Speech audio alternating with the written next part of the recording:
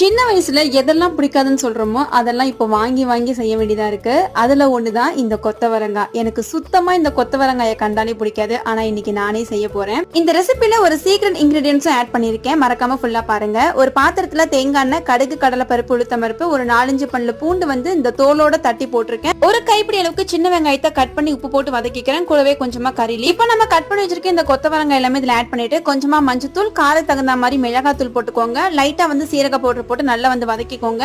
ஒரு 2 மினிட்ஸ்க்கு அப்புறமா இதுக்கு தேவையான அளவுக்கு தண்ணி ஆட் பண்ணி ஒரு 5ல இருந்து 7 நிமிஷத்துக்கு மூடி போட்டு நல்லா வேக வச்சிருங்க. இந்த காய் நல்லா வெந்ததுக்கு அப்புறம் இப்ப நம்மளோட சீக்ரெட் இன்கிரிடியன்டான இந்த வேர்க்கடலையை நல்லா வறுத்து தான் ஆட் பண்ணிக்க போறோம். இந்த வேர்க்கடலையில இருக்கிற இந்த தோலெல்லாம் ரிமூவ் பண்ணிட்டு இப்போ ஒரு சின்ன மிக்ஸி ஜார்ல ஆட் பண்ணி நல்லா வந்து பல்ஸ் மூட்ல போட்டு இப்படி கொரகொரப்பா அரைச்சு இப்ப நம்மளோட கொத்தவரங்காயில ஆட் பண்ணி சாப்பிட்டு பார்த்தா ரொம்ப டேஸ்டியான கொத்தவரங்காய் பொரியல் என்னோட ஸ்டைல்ல ரெடி ஆயிடுச்சு. உங்களுக்கு இந்த ரெசிபி பிடிச்சிருக்குன்னு நினைக்கிறேன். ட்ரை பண்ணி பாருங்க. மறக்காம ரெகுலர் வீடியோக்கு சப்ஸ்கிரைப் பண்ணி வச்சுக்கோங்க.